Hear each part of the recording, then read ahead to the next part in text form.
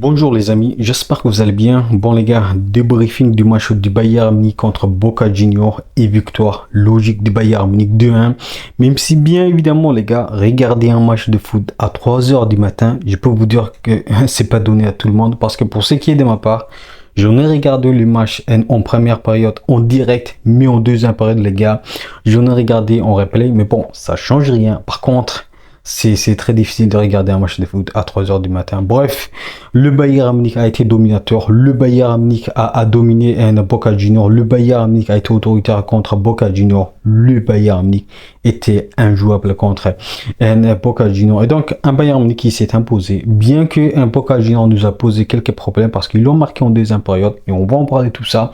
Mais un petit détail intéressant à soulever, les gars, c'est que le Bayern Munich est devenu la première équipe à battre une équipe sud-américaine pour cette Coupe du Monde de club. Et ça, c'est pas donné à tout le monde. Bref, commençons par notre composition de l'équipe, comme d'habitude, les gars. Avec bien évidemment une attaque composée des Hurricanes, de Kingsley Coman qui a fait un match extraordinaire. Lui aussi, on va en parler. Et de l'autre côté, Michael Olise. Est-ce que je peux en parler encore plus? Parce que Michael Olise, les gars, il est inarrêtable, les gars. Sa première saison avec le Bayern Munich, c'est pouf. On va en parler lui aussi. Et bien évidemment, pour ce qui est du milieu, Serge Gnabry était là en tant que meneur de jeu. Kimmich était là aux côtés de Goretzka. Goretzka, les gars, il n'a pas fait son meilleur match avec le Bayern Munich contre Boca Juniors. Et bien évidemment, notre charnière défensive composée de Jonathan Tah aux côtés de Stanisic. Nos deux latéraux, que ce soit Raphaël Guerreiro ou bien évidemment de l'autre côté, Laimer, ils étaient là. Et Laimer, le gars, le match qu'il a fait contre Boca Juniors, c'est quelque chose de très intéressant, les gars. Parce que, les gars, lorsque vous mettez le deux, que ce soit Laimer et bien évidemment de l'autre côté, Sacha Boey, il y a une différence de niveau. Parce que Laimer, à chaque fois qu'il joue, c'est quelque chose de très intéressant. Il propose quelque chose de très intéressant. Et bien évidemment, à chaque fois que je fais des vidéos, les gars, j'essaie souvent la complicité entre Laimer et Michael Olise. Il se trouve les yeux fermés, les gars. Ça, les gars, c'est un point très intéressant parce que voilà, aujourd'hui on a vu un Bayern Munich avec bien évidemment Laimer et Michael Olise qui se comprenaient parfaitement, qui se complétaient parfaitement, et ça, les gars, c'est pas nouveau, c'est une continuité. Lorsque vous regardez lorsque Sacha Boey joue aux côtés de Michael Olise, les gars, il y a quelque chose qui ne va pas. Et donc pour moi, les gars, Laimer, il a fait un bon match. Mais bon, on va en parler lui aussi. Mais la première période du Bayern Munich, les gars, le Bayern Munich a été dominateur cette première période. Le Bayern Munich a dominé un Boca Juniors. Bien que Boca Juniors a bien défendu, bien que Boca Juniors a bien joué au milieu. Mais bon, le Bayern Munich a été au-dessus, les gars. Que ce soit Michael très qui a été très fort offensivement. Michael Olise très inspiré, comme d'ailleurs le Bayern Munich.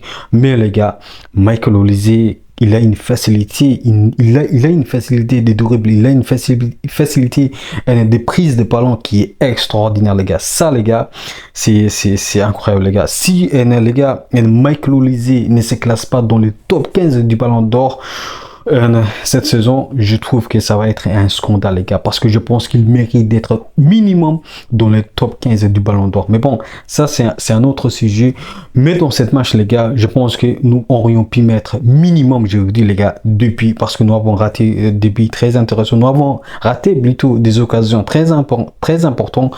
Mais bon, Kingsley Coman était là. Kingsley Coman, les gars, je veux voir cette Kingsley Coman, les gars, sur les terrains, parce que le Kingsley Coman que j'ai vu hier soir, c'était incroyable. C'était un Kingsley Coman qui a été ressuscité, les gars. Franchement, les gars, Kingsley Coman, il était affûté, il était fluide, il était techniquement intouchable, les gars, hier soir. Kingsley Coman, les gars, franchement, il m'impressionne. Kingsley Coman, bien que je critique souvent, et j'ai des raisons pour que je critique, mais hier soir, les gars, Kingsley Coman, les matchs qu'il a livré, la performance qu'il a livrée, c'est extraordinaire, les gars. Franchement, bravo à lui, parce qu'il était percutant, parce qu'il était un déstabilisateur pour les défenses de Boca Juniors, parce qu'il était intouchable, les gars. Et ça, les gars, c'est très important pour nous, mais aussi pour le Bayern Munich, parce que, les gars, rappelez-vous, Kingsley Coman a dit qu'il veut rester au Bayern Munich encore.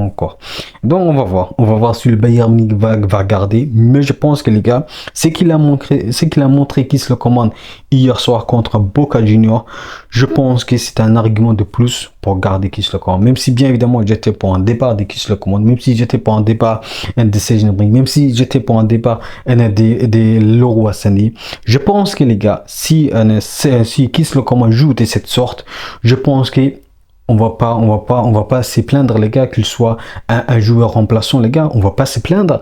Avoir un joueur de ce niveau en tant que remplaçant, en tout cas s'il joue de cette manière, je pense que ça va nous aider, ça va nous renforcer parce que nous aurions un pont très important. Et donc franchement les gars, pour moi, Kingsley Coman, le match qu'il a fait contre Boca Junior, j'ai dit bravo parce que franchement, j'ai rien à dire. Il a été percutant, il a été très dangereux pour les défenseurs de Boca Junior, mais aussi les gars, défensivement, il était là, il défendait souvent, mais aussi offensivement, il était inarrêtable, les gars. Et donc, franchement, bravo. Un Bayern Munich qui a été dominateur dans cette première période, et donc un Bayern Munich qui concrétise avec, bien évidemment, les buts de Harry Kane. 39 matchs, les gars, cette saison. 39 matchs cette saison. Je me demande parfois, les gars, si Harry Kane va être dans le top 5. Parce que, rappelez-vous, les gars, la saison dernière, il n'a pas remporté aucun trophée. Et pourtant, il était dans le top 5. dans le top 10 et 5, je pense. Et maintenant qu'il a remporté le championnat, je pense que je ne sais pas, mais je sais même pas, les gars, dans quel classement il va se trouver. Est-ce qu'il va se trouver dans le top 5? On va voir. Mais pour moi, les gars, la saison de Harry Kane, lui aussi, il réalise une saison, mais incroyable, les gars. Et donc, une première période est bien évidemment un but marqué par Harry Kane qui ouvre le score avec bien évidemment un Bayern Munich qui a été efficace, les gars. Il faut se dire la vérité. Mais bien évidemment, comme je vous ai dit, les gars, on pouvait marquer plus de buts cette première période. Mais bon, Boca Junior a bien défendu. Boca Junior, la défense et surtout la charnière défensive de Boca Junior était solide. Ils coulissaient ensemble et ça nous a posé beaucoup de problèmes parce qu'ils étaient compacts. Et donc voilà, un Bayern Munich dominateur, un Michael Olise extraordinaire, un Michael Olise inspiré et bien évidemment un Goretzka, les gars, qui était en difficulté. Goretzka, les gars, il était en difficulté. Je pense que Goretzka, physiquement, je sais pas, il tient pas, même s'il a un grand gabarit, je pense qu'il tient pas dans les matchs à grande intensité. Et je pense que l'arrivée de Piszczek, le joueur de Hoffenheim, va nous apporter beaucoup de choses, mais aussi Pavlovic était là, lui aussi, il va nous apporter comme d'habitude beaucoup de choses. Mais pour ça, les gars, Vincent Kompany doit titulariser, les gars, certains joueurs comme Piszczek, le joueur de Hoffenheim qui est venu récemment. Donc pour moi, les gars, lorsque Goretzka n'est pas au rendez-vous, il faut remplacer. Parce que voilà, il y a d'autres joueurs qui méritent d'être là. Bien que Goretzka a montré qu'il mérite sa place, mais hier soir, je pense qu'il était en difficulté et ça se voyait sur le terrain. Et donc pour moi, voilà, une première période dont le Bayern Munich a été franchement intouchable. Un Bayern Munich, un dominateur, un Bayern Munich qui avait la possession du ballon, un Bayern Munich qui pouvait marquer plus de buts qu'un but, les gars. Et bien évidemment, on va en parler, la charnière défensive dans cette première période. Je trouve que les gars, Jonathan Tah, il a fait une première période incroyable. Il a fait une première période très solide parce qu'il était franchement infranchissable dans cette première période. Et surtout, les gars, Jonathan Tah aux côtés des Stanisic, et Stanisic qui a proposé quelque chose de très intéressant. Mais les gars, le joueur qui a été en difficulté dans cette première période, je pense que c'est Raphaël Guerreiro, les gars. Il était en difficulté, bien qu'il soit très intéressant pour ce qu'il propose offensivement. Mais défensivement, je pense qu'il est toujours en difficulté, les gars. Et c'est la raison pour laquelle, les gars, je dis souvent que Vincent Kompany, il doit profiter de l'absence d'Alphonso Davies pour mettre sur le terrain notre jeune Adam Aznou, le jeune Marocain, pour qu'il puisse avoir plus d'expérience, pour qu'il puisse se développer. Donc pour moi, je ne sais pas pourquoi Vincent Kompany ne titularise pas les jeunes. Je ne sais pas pourquoi Vincent Kompany ne donne pas du temps de jeu aux jeunes. Mais pour moi, les gars, pour ce qui concerne Adam Aznou, je pense que c'est le moment de donner du temps de jeu aux jeunes Marocains, parce que si Alphonso Davies vient, ça va être très difficile pour lui d'avoir du temps de jeu, avec bien évidemment aux côtés de Raphaël Guerreiro, et voilà, il aura du mal à avoir son temps de jeu sur le terrain. Donc pour moi, Vincent Kompany doit au moins donner du temps de jeu aux jeunes Marocains, les gars. aux jeunes Marocains. Sinon, ils vont tous partir.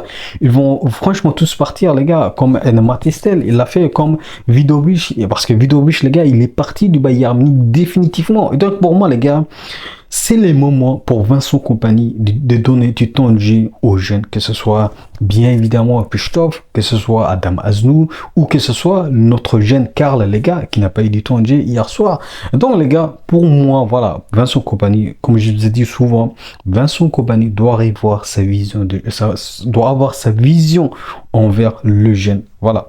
Donc voilà, une première période dont le Bayern Munich a franchement été intouchable. Intouchable. Donc, une deuxième période, par contre, une deuxième période très fort de la part de Boca Junior, parce que Boca Junior, les gars, en deuxième période, je pense qu'ils étaient plus agressifs qu'en première période. Donc, ils nous ont bien agressés. Ils étaient techniquement très fort, et surtout les gars sur la transition pas sur le renversement sur le renversement du ballon. Je pense qu'ils étaient très forts, et c'est la raison pour laquelle les gars ils l'ont marqué, parce que voilà, il faut pas oublier, ils l'ont marqué avec bien évidemment ce but de Mikel sur la façon dont il a déposé Jonathan Tah, sur la façon dont il a dribblé bien évidemment Stanisic. Donc, un Bayern Munich qui s'est fait recoller un partout par Boca Junior. Et je pense que les gars, c'est mérité.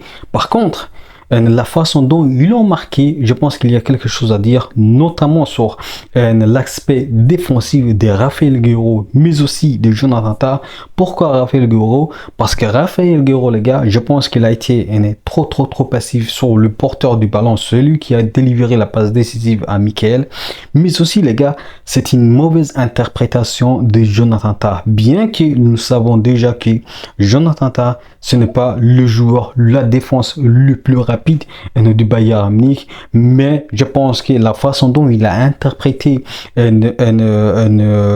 l'action de l'attaquant de Michael, je pense que ça c'était une erreur. Et je pense que Jonathan Tah, il a reconnu son erreur après le match. Ça c'est déjà bien. Par contre les gars, ce que j'ai pas aimé, c'est la passivité de Raphaël Guerreiro, et c'est la raison pour laquelle je vous dis, Raphaël Guerreiro, ce n'est pas un joueur qui défend très bien. Bien que Raphaël Guerreiro nous apporte beaucoup de choses offensivement, mais aussi dans le milieu, mais défensivement, je pense que Raphaël Guerreiro, il a des limites. Et c'est la raison pour laquelle j'ai dit Vincent Kompany doit donner du temps de jeu aux jeunes marocains, Adam Aznou, pour progresser, pour évoluer et pour avoir de l'expérience pendant l'absence d'Alphonso Davies. Donc voilà. Un but mérité de la part de Boca Junior, et une deuxième période qui devient très fort, mais malheureusement avec la blessure les gars de Jamal Musiala. Les gars, je vous dis la vérité, il faut protéger Jamal Musiala, parce qu'il est très fragile, parce qu'on ne peut pas se permettre les gars de perdre encore 2 mois Jamal Musiala. On ne peut pas se permettre de voir un Jamal Musiala qui manque de constance, un Jamal Musiala qui est en méforme les gars. Il faut donner du temps au repos à Jamal Musiala, parce que les gars, Jamal Musiala, je pense que je pense que les gars, il n'est pas toujours au top les gars, il n'est pas toujours en forme les gars, et il faut donner du temps, il faut donner du repos, parce que les gars, il faut se dire la vérité les gars, Jamal Musiala sont les Bayern Munich, c'est très difficile les gars, c'est très difficile. Et pour moi les gars, voilà. Pour moi, il faut donner du temps de jeu à Pistov, il faut donner du temps à Karl, les gars, il faut donner du temps de jeu à Thomas Müller, pour que, bien évidemment, Jamal Musiala puisse revenir encore plus en forme. Voilà. Même si, bien évidemment, les dernières informations disent qu'il n'y a rien de grave, parce que voilà, c'était une précaution de la part de Vincent Kompany. Donc, ça, c'est une bonne nouvelle. C'est une bonne nouvelle. Mais pour moi, il faut encore prendre des précautions et donc donner du repos à Jamal Musiala. Voilà. Donc, une deuxième période avec bien évidemment l'entrée de Leroy Sané, l'entrée de Thomas Müller, l'entrée bien évidemment les gars bien évidemment de Upamecano. Donc voilà, une deuxième période après le but de Boca Junior, le Bayern Munich a franchement rehaussé le niveau du jeu avec bien évidemment le but de Michael Olise. Michael Olise, les gars, avec une passe décisive de Harry Kane. Et donc les gars, le but de Michael Olise, franchement, qu'est-ce que je peux dire les gars? Michael Olise, une première saison avec le Bayern Munich, et le fait qu'il joue de cette manière, on peut dire que voilà, on se dit que c'est un joueur qui a toujours joué au Bayern Munich, les gars. Techniquement, il est à l'aise. Sur le terrain, il est à l'aise. Partout, les gars, il est à l'aise. Ça, les gars, c'est waouh. Franchement, c'est un élément très important à prendre en compte parce que pour moi, c'est l'un des joueurs qui s'est intégré au Bayern Munich la première saison que j'ai vu le plus rapidement possible, les gars. Ça, il n'y a aucun doute, les gars. Donc, 2-1, le Bayern Munich qui prend l'avantage. Et bien évidemment, un Harry Kane qui délivre une passe décisive à Michael Olise. Et voilà, un Bayern Munich qui contrôle le match. Un Bayern Munich avec bien évidemment, les gars, des arrêts extraordinaires de notre gardien, de notre légende, Manuel Neuer, qui fait des arrêts incroyables. Avec bien évidemment le petit souvenir de la main solide contre bien évidemment Ronaldo, contre Benzema, mais aussi hier soir contre Boca Junior. Donc les gars, voilà. Pour moi, il y a beaucoup d'éléments positifs à prendre en compte avec bien évidemment la performance de qui se le commande, la performance de Michael Olise, la performance de Manuel Neuer et bien évidemment la solidité défensive du Bayern Munich. Bien qu'en deuxième période, on peut se dire, voilà, il y a quelque chose qui nous manque encore plus. Et ça, c'est clair, les gars. Mais pour moi, les gars, Jonathan Tah, il a fait son match. Il a fait son match, bien que cette erreur ne peut pas remettre en cause tout ce qu'il a fait en première période, mais aussi au début de la deuxième période. Mais je pense que s'il est venu au Bayern Munich, les gars, c'est pour évoluer, c'est pour corriger ce genre d'erreur au Bayern Munich qu'il avait auparavant au Bayern Leverkusen. Donc voilà, pour moi, ça fait partie du jeu, ça fait partie de la construction et de l'évolution de Jonathan Tah dans sa carrière. Et voilà les gars, je pense qu'on a fait un bon match, que ce soit en première période, que ce soit en deuxième période, le Bayern Munich a été dominateur. Boca Juniors, ils ont bien joué. Et voilà les gars. Et Leimer était au rendez-vous lui aussi. Et donc voilà, des joueurs qui étaient au rendez-vous, à part bien évidemment Goretzka qui n'était pas au rendez-vous, les gars. Il faut se dire la vérité, Goretzka n'était pas au rendez-vous. Mais dans l'ensemble du match, je pense que nous avons fait ce qu'il fallait faire. C'est qualifier pour le tour suivant et battre pour la première fois une équipe sud-américaine pour ce Coupe du Monde de club. Voilà. Donc voilà, je pense que les gars, j'ai tout dit. Maintenant, ce qui nous reste, c'est d'enchaîner la performance. Même si, bien évidemment, le seul problème, les gars, c'est le fait que le match se joue à 3 heures du matin, les gars. Ça, c'est très, très, très dur, les gars. Franchement, regarder un match de foot à 3 heures du matin, c'est très compliqué, les gars. Franchement, c'est très compliqué.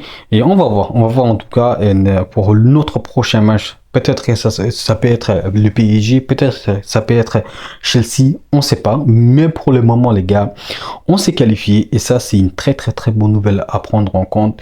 Et voilà, les gars, je pense que j'ai tout dit. Dites-moi ce que vous avez pensé de cette match.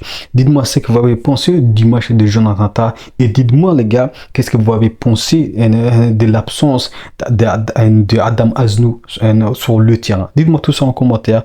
Et les gars, n'oubliez pas, on peut aimer le foot, mais avec le Bayern Munich. Allez, ciao.